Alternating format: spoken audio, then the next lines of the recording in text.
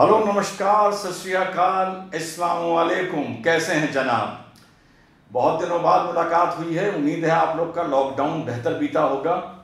And yes, I exercise the lot, I lost weight, I lost about 4 kgs। I am feeling fitter and slimmer. Anyway, मुद्दे पे आते हैं।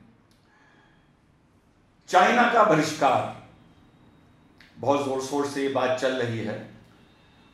सोनम वांगचुक जी ने भी इसकी आवाज़ उठाई है और बहुत सम्मान है उनका। और भी लोगों ने उठाई है, कुछ स्टार्स ने भी उठाई है। यही चल रहा है आजकल। तो आज का वीडियो बड़ा खतरनाक है। आज मैं देश की धारा के विपरीत बहने जा रहा हूं और मुझे पता था कभी ना कभी ऐसा होगा कि मैं पूरे देश की धारा के विपरीत बहूंगा। और आज ही वो दिन आ गया है और आज ही मेरा पहला वीडियो इतने 2.5 महीने बाद। शायद ऐसा है कि आप लोग मेरी बात से सहमत नहीं होंगे, लेकिन समझिएगा, जो भी सोशल साइंस होती है, स्टडी होती है, ये हमेशा मेरे दोस्तों 3 डायमेंशनल होती है। इट इज़ नॉट 2 डायमेंशनल के जैसे हम एक मैगजीन में एक फोटो देखते हैं। It is 3 dimensional. हमें हर चीज़ की डेप्थ भी देखनी पड़ती है। और हम लोग के इंडिया में जो नेशनलिज्म का कंसेप्ट है उसमें डेप्थ का कंसेप्ट नहीं है। हम लोग नेशनलिज्म को 2 डायमेंशनल 2D में देखते हैं। और हमारा जो नेशनलिज्म है वो कुछ इस तरह से हैं एकदम नी जर्क। आप लोग को याद होगा पुलवामा के बाद सब सर्जिकल स्ट्राइक हुआ और उसके बाद हमने उनका F-16 गिराया, हमारा मिग गिरा और हमारे पायलट, हमारे वायुसेना के पाकिस्तान के बंदी बना लिए गए। उससे पहले आप लोग का जो नेशनलिज्म था, आप लोग से मेरा मतलब है, क्योंकि मेरे कंसेप्ट बड़े क्लियर रहते हैं। मेरा जो नेशनलिज्म है वो बड़ा कूल है, बहुत काम नेशनलिज्म है मेरा, रिएक्शन वाला बिल्कुल नहीं है। तो ट्रेंड चला, काट दो, मार दो पाकिस्तान को, 4 टुकड़े कर दो, सर्जिकल पूरा बर्बाद कर दो, अपने में मिला लो। करेक्ट है? अब साहब अभिनंदन साहब पाकिस्तान में बंदी बना लिए जाते हैं। 2 घंटे के अंदर #ब्रिंग बैक अभिनंदन शुरू हो जाता है। अब ये नेशनलिज्म जो कह रहा था कि हम पाकिस्तान के 5 टुकड़े कर देंगे, यार 2 घंटे में इस नेशनलिज्म ने गुलाटी मार दी। अब सारे नेशनलिस्ट कहने लगे ब्रिंग बैक अभिनंदन। अब हमारा प्राइम मिनिस्टर क्या करे? एक तरफ आप कह रहे हो पाकिस्तान के 5 टुकड़े कर दो, एक तरफ कह रहे हो bring back Abhinandan. So at the end of the day हमने ही उस दौर में प्रधानमंत्री को और अपनी आर्मी को नर्वस किया था। सोशल मीडिया पर ओवर रिएक्शन करने वाले राष्ट्रभक्त जो हर चीज को 2 डायमेंशनल देखते हैं, एक चीज की डेप्थ नहीं देखते।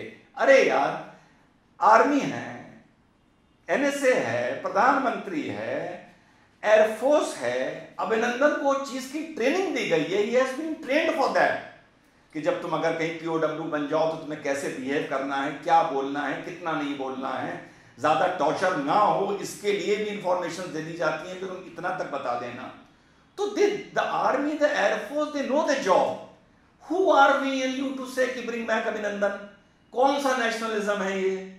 और तब क्या मेरे वीडियो निकाल के देखिए, मैंने यही बात बोली थी। मैं अपनी बात की दिशा धारा नहीं बदलता हूं।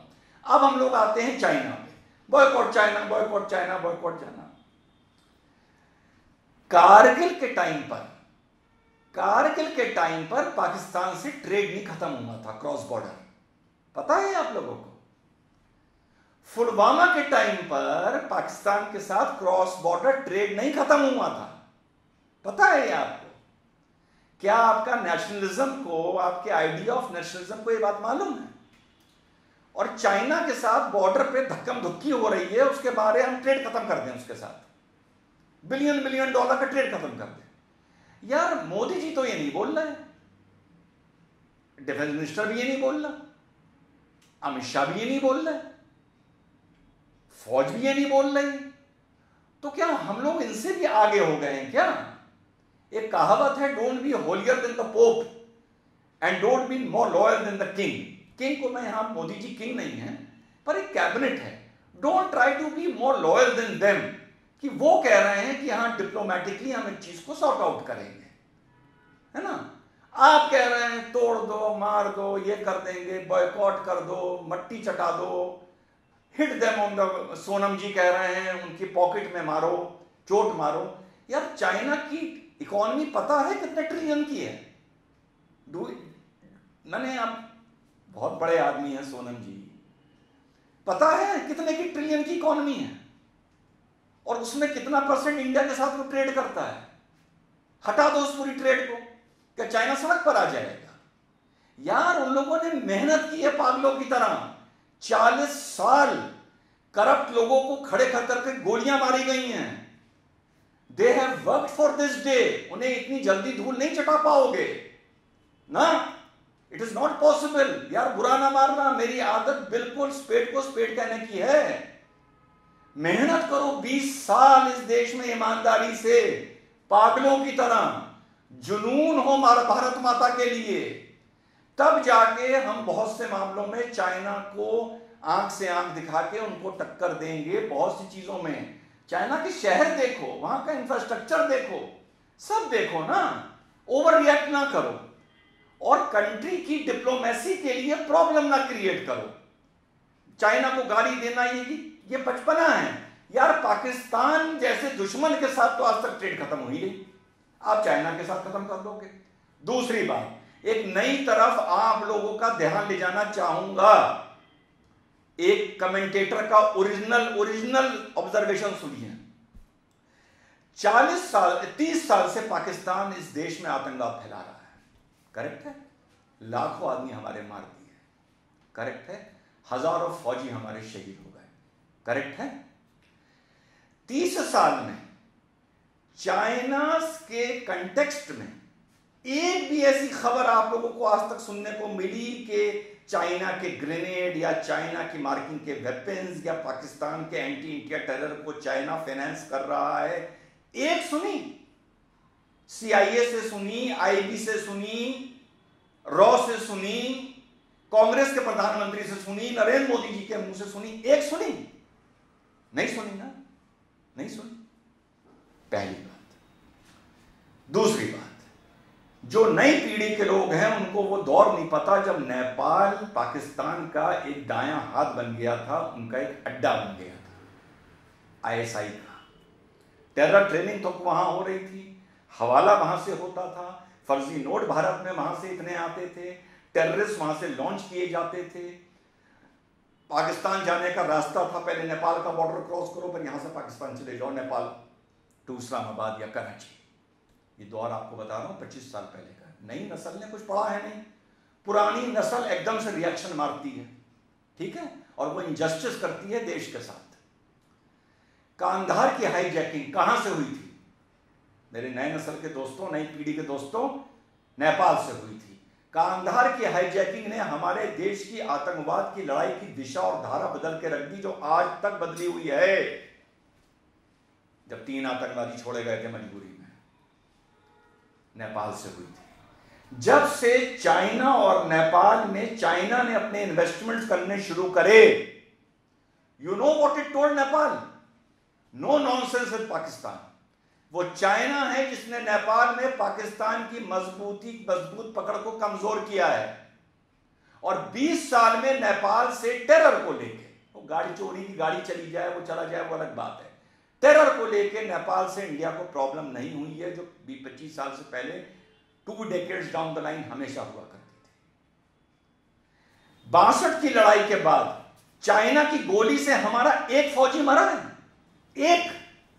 एक भारतीय मरा है। चाइना के कितने स्पाई यहां पकड़े गए हैं, हमारे कितने स्पाई वहां पकड़े गए हैं, हमारी गोली से कितने चाइनीज मरे हैं? मरे हैं? नहीं मरे हैं। So don't create a false nationalhood and create diplomatic problems for the nation. तीसरी बात, जब हम चाइना को गाली देते हैं तो होठों पर मुस्कान किसके आती है? किसके आती है? चाइना तो कूल है, मोदी जी भी कूल है। मुस्कुराहट आती है पाकिस्तानियों के चेहरों पर, उनके होठों पर। दुश्मन अपना सिर्फ एक है, पाकिस्तान। और आज से नहीं 20 साल पहले भी एक आर्टिकल लिखा था, ये देखिए आप, इसका आप स्क्रीनशॉट ले लीजिएगा। 20 साल पहले मैंने यही बात कही थी, और एक ऐसा आदमी हूं जो 20 साल में, चाहे आरएसएस हो, चाहे बीजेपी हो, चाहे पत्रकार हो, चाहे मीडिया हो, सब में उतार और चढ़ाव है पाकिस्तान को लेके। लेकिन मैं ऐसा आदमी हूं जो 20 साल से एक ही राग अलाप रहा है कि पाकिस्तान के साथ सारे रिश्ते खत्म करो। तो चाइना को टारगेट करके आप पाकिस्तान को खुश कर रहे हो। कभी सोचा है? अल्लाह अल्लाह करते करते हम जैसों की दुआएं कबूल हो गई कि पाकिस्तान को सऊदी अरेबिया की टेरर फंडिंग अब बंद हो गई है, ना के बराबर हो गई है, कि टेरर कंट्रोल हो रहा है सऊदी अरेबिया। क्या चाहते हैं? चाइना पाकिस्तान को फंडिंग शुरू कर दे कश्मीर में आतंकवाद बचाने के लिए। ये चाहते हैं हम लोग। झेल पाओगे जब चाइना अपने आर्म देना पाकिस्तान को शुरू करेगा और फंडिंग करनी शुरू करेगा कि इंडिया में बॉम्ब अटैक करो और कश्मीर में फौजियों पर एम्बुश करो और हमला करो और देश को, हिंदुस्तान को 2 टुकड़ों में बांटो। ये चाहते हैं आप लोग। अरे गवर्नमेंट बैठी है यार। एक तरफ कहते हो नरेंद्र मोदी पर भरोसा है, एक तरफ कूदने लगते हो बंदरों की तरह हम लोग यार हैं। नरेंद्र मोदी बैठा है ना, कुछ सोच रहा होगा ना, बोल रहे हैं हमारे रक्षा मंत्री की डिप्लोमेटिकली इसको हैंडल होगा। चाइना भी ये बात बोल रही है, क्यों ओवर एक्साइटेड हो रहे हो? जो वहां पे हो रहा है हमारी फौज करेगी, एनएसए करेगी। कभी कभी नेशनलिज्म का मतलब मुंह बंद करना भी होता है भाई। भारत माता की जय मार देंगे, फोड़ देंगे, ये हमेशा नहीं चलता है। डिप्लोमेसी 3 डायमेंशनल होती है, फॉरेन पॉलिसी 3 डायमेंशनल होती है, राष्ट्रवाद भी 3 डायमेंशनल होता है। तो अपनी सोच को बड़ा करिए, अपनी ही सरकार पर यकीन करिए। और ये इतना लंबा हमारा बॉर्डर है चाइना के साथ, थोड़ा बहुत ये चलता रहेगा। ये पार्ट ऑफ डिप्लोमेसी है, ये पार्ट ऑफ डिप्लोमेसी है। और क्यों है ये भी बता दूं। पढ़ा मैं भी बहुत हूं, पर इतने लंबे लंबे वीडियो क्या, मैं तो कहिए पिक्चर बना दूं इंडिया और पाकिस्तान चाइना के रिलेशनशिप पर। पता है क्या, हमारी सबसे बड़ी गलती हमारी लीडरशिप ने ये करी कि आजादी के बाद जब इंडिपेंडेंस एक्ट में ये आ गया था कि जितनी भी संधियां ब्रिटिशर्स ने की हैं, जितने भी एग्रीमेंट बॉर्डर के ब्रिटिशर्स ने किए हैं, वो नल एंड वॉइड हो जाएंगे। हमारे आजादी के बाद नेताओं ने एक बेसिक मिस्टेक ये करी कि आजादी के बाद उन्हीं एग्रीमेंट्स को हम लोगों ने इंप्लीमेंट करा। हम लोगों ने, आजाद भारत ने नए नेगोशिएशंस करके, मीडिएशंस करके नए बॉर्डर एग्रीमेंट्स नहीं करे। चाहे नेपाल का मैटर हो, चाहे मैकमोहन लाइन का मैटर हो, चाहे कोई मैटर, चाहे डोकलम का मैटर हो या डोकलम से पहले लद्दाख का मैटर हो, कोई भी। और जो सब बोलते हैं कि चाइना ने 1962 वॉर करी, इतना ही बोल सकता हूं कि पढ़िए पहले 1962 वॉर, जवाहरलाल नेहरू की फॉरवर्ड पॉलिसी पढ़िए पहले कि 62 की लड़ाई एक्चुअल में हुई क्यों थी। जो पूरे देश को बताया जाता है कि चाइना ने धोखा दिया, पढ़िए नेहरू की फॉरवर्ड पॉलिसी, कहां गलती हुई थी। एक छोटे सी बॉर्डर की लड़ाई को जवाहरलाल नेहरू ने सन 62 की वॉर बना दिया था। और किस लिए बना दिया था? इसलिए बना दिया था क्योंकि जो कश्मीर हम आधा हारे थे, उसके बाद अपने को 56 इंच के सीने वाला प्राइम मिनिस्टर दिखाने के लिए, अपने को man with the spinal cord दिखाने के लिए, उस नुकसान की भरपाई करने के लिए, जनसंघ को न्यूट्रलाइज करने के लिए और इंडिया में लेफ्ट को न्यूट्रलाइज करने के लिए जवाहरलाल नेहरू साहब ने गलत फॉरवर्ड पॉलिसी खेली थी बॉर्डर चाइना के साथ। और जो विवाद एक छोटा सा बॉर्डर में चल रहा था, वो पूरी लड़ाई में कन्वर्ट हो गया था। और उसके बाद क्या हुआ था ये सबको मालूम है। चाइना की अपनी प्रॉब्लम्स हैं, चाइना की भारत से प्रॉब्लम्स हैं। Let the government sort them out. Let us not have bad relations with China. Let us stop abusing China on social media. It does not reflect good. It does not reflect that we are a mature democracy and mature people. It does not reflect good. नहीं अच्छा message जाता है। Diplomacy के लिए problems ना create करिए। नी jerk nationalism खत्म करिए। 3 डायमेंशनल गहराई देख के चलिए एक चीज। चाइना की बहुत गलतियां हैं, एंटी इंडिया हो सकता है, नेपाल को उकसा सकता है, सब ठीक है, सब इंटरनेशनल पॉलिटिक्स में चलता है। हमारा, मुझे इतना पता है कि 40 साल में एक भी सिपाही, 60 साल में एक भी सिपाही चीन की गोली से नहीं मरा है। मेरे लिए इतना ही बहुत है। क्योंकि मैं पाकिस्तान के साथ एक चाइना बॉर्डर खड़ा नहीं करना चाहता हूं, और मैं नहीं चाहता कि कल को चाइना पाकिस्तान के सर पर हाथ रख दे भारत में टेरर फैलाने के लिए। So I want good relation with China, and इंशाल्लाह the diplomacy will prevail over this, और ये प्रॉब्लम सॉर्ट आउट होगी। हमें चाइना से क्या खरीदना है, क्या बॉयकॉट करना है, let the government decide, let the government come out with the proposal, let the government come out with the version कि गवर्नमेंट हमसे क्या चाहती है, जो चाहती है हम करेंगे। डोंट बी ओवर स्मार्ट, जहां पर diplomatic relation and military relation involve होते हैं, खास तौर से जब बगल में पाकिस्तान हमारा दुश्मन बैठा है। Do not create further enemies, the nation shall prevail, the Indian government shall prevail, I trust the government, hence I am saying this. जय हिंद, वंदे मातरम।